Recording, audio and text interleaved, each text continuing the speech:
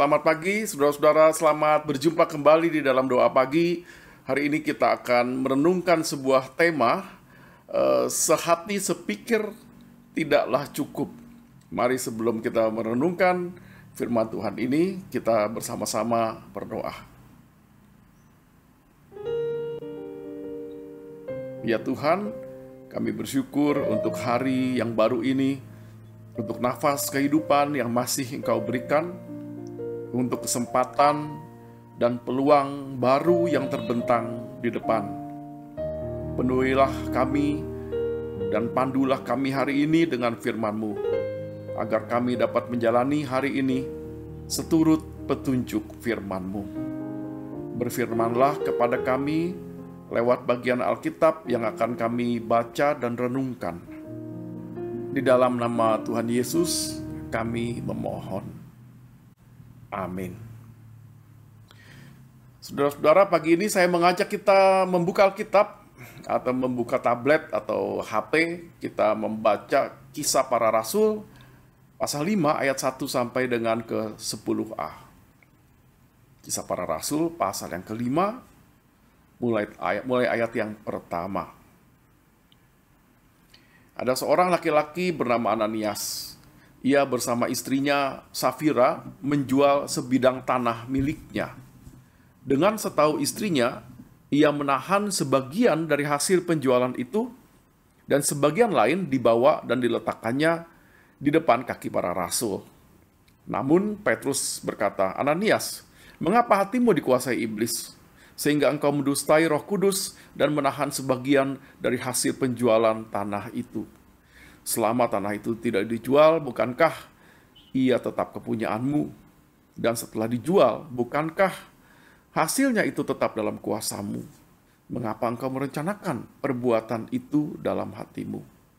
Engkau bukan mendustai manusia, tetapi mendustai Allah." Ketika mendengar perkataan itu, rebahlah Ananias dan putuslah nyawanya. Semua orang yang mendengar hal itu menjadi sangat ketakutan. Lalu beberapa orang muda datang, mengafani mayat itu, mengusungnya keluar, dan pergi menguburnya. Kira-kira 3 jam kemudian, masuklah istri Ananias. Tapi ia tidak tahu apa yang telah terjadi. Kata Petrus kepadanya, "Katakanlah kepadaku, dengan harga sekiankah tanah itu kamu jual?" Jawab perempuan itu, "Betul, sekian." Kata Petrus, "Mengapa engkau berdua bersepakat untuk mencobai roh Tuhan? Lihatlah, orang-orang yang baru mengubur suamimu berdiri di depan pintu, dan mereka akan mengusung engkau juga keluar." Lalu rebahlah perempuan itu seketika itu juga di depan kaki Petrus, dan putuslah nyawanya. Demikianlah firman Tuhan. Saudara, ada seorang istri punya kebiasaan flexing. Apa itu flexing? Perilaku suka memamerkan apa yang dia miliki di media sosial. Si istri suka mengunggah foto atau video pada waktu dia lagi jalan-jalan di luar negeri, pada saat dia lagi makan sesuatu yang mahal, yang mewah, atau memamerkan mobilnya, atau memamerkan kebahagiaannya ketika dia baru saja punya anak misalnya. Nah, tujuannya apa, saudara? Untuk mendapatkan perhatian dan pengakuan dari orang lain. Nah, sadar atau tidak, perilaku suka flexing ini seringkali membuat orang lain menjadi jengkel, bahkan iri hati. Ada kecemburuan sosial. Dan suaminya tahu bahwa kebiasaan flexing itu berdampak buruk dalam pergaulan keluarga mereka. Tetapi ia tidak segera mengkritik atau melarang istrinya untuk berhenti melakukan perilaku yang buruk itu. Kenapa, saudara? Bisa jadi karena dia tidak berani atau dia tidak tega untuk mengkritik pasangannya. Bisa juga karena dia setuju atau sepaham dengan perilaku istrinya. Bisa juga ia merasa sebagai pasangan, kan mereka itu harus sehati sepikir, harus kompak. Pokoknya benar atau salah, itu istri gue. Kalau bukan gue yang ngebelain, siapa lagi yang bakal ngebelain dia? Mungkin itu pikirnya. Saudara-saudara, di bulan keluarga ini, Kita banyak diingatkan bahwa pasangan suami istri itu harus sehati sepikir, rendah hati satu sama yang lain. Tapi rupanya sehati sepikir saja tidak cukup. Bacaan Alkitab tadi memperlihatkan kisah pasangan pasutri, ya, pasangan suami istri yang benar-benar sehati sepikir. Kompak banget, kompaknya itu melewati pasutri kebanyakan. Ya, nama pasangan ini, pasutri ini adalah Ananias dan Safira. Dan mereka kompak setidaknya di dalam 4 hal.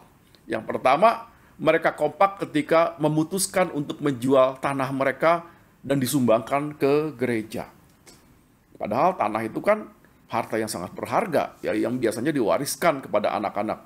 Memutuskan untuk menjual tanah dan memberikan hasilnya kepada gereja bukan keputusan yang gampang. Tapi mereka kompak memutuskan untuk menjual itu.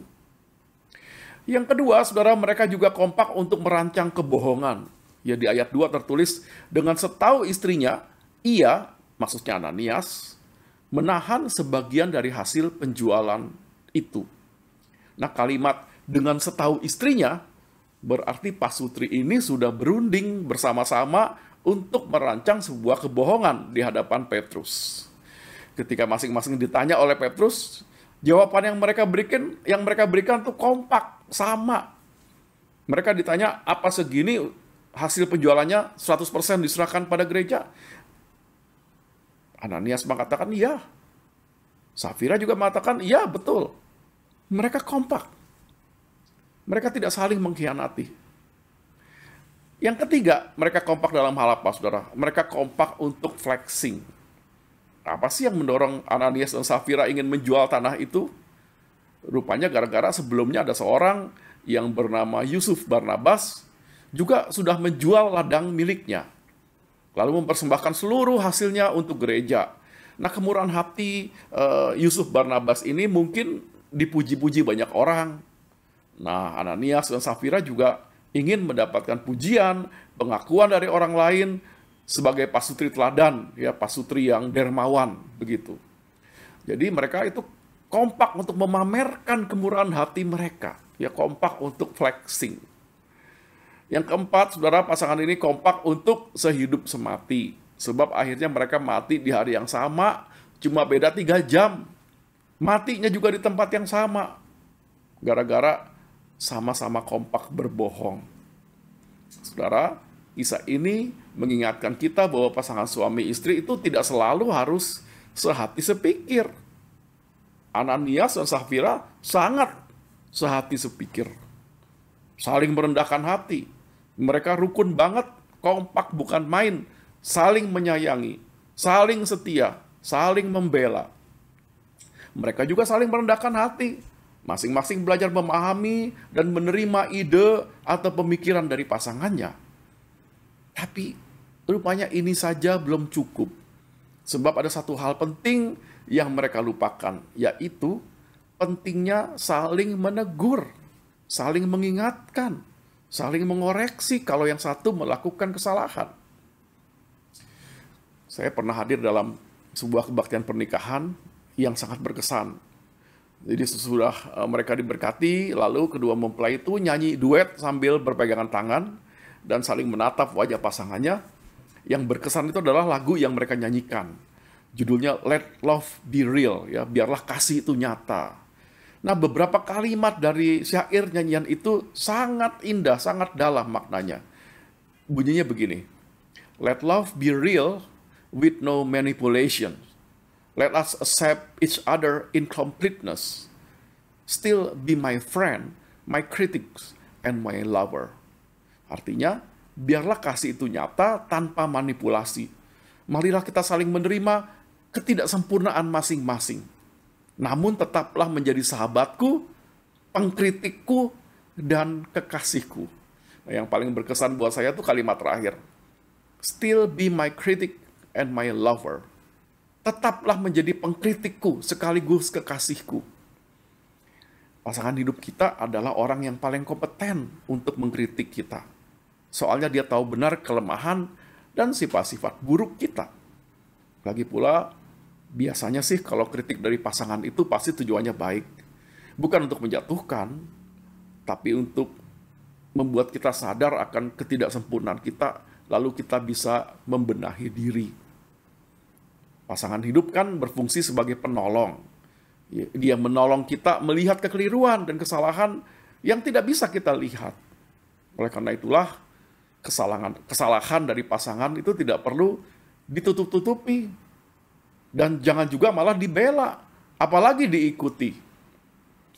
Pasangan yang baik tidak cukup hanya sehati sepikir. Kadang dia perlu untuk tidak sehati sepikir. Dia perlu memberikan kritik dan teguran yang membangun dan memulihkan. Bukan malah kompak dan bersekongkol untuk melakukan kesalahan. Amin. Mari kita berdoa, saudara.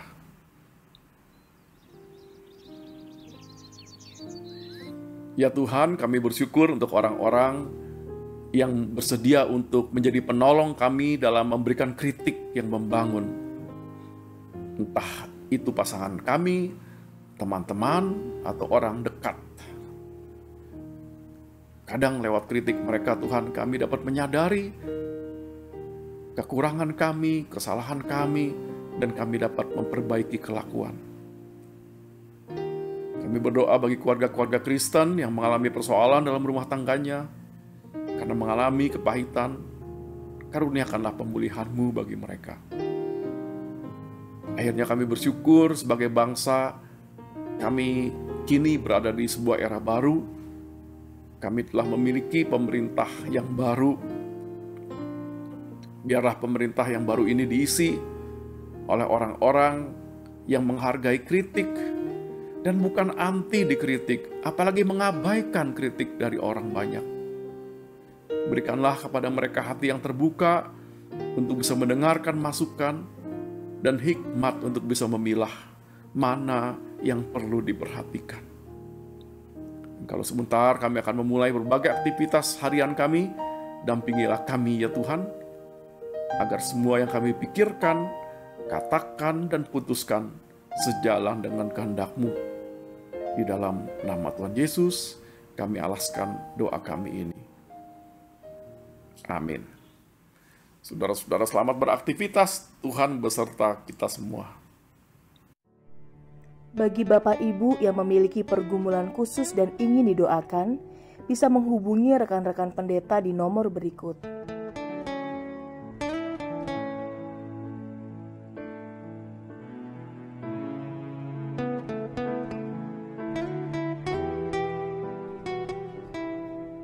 Tuhan Yesus memberkati.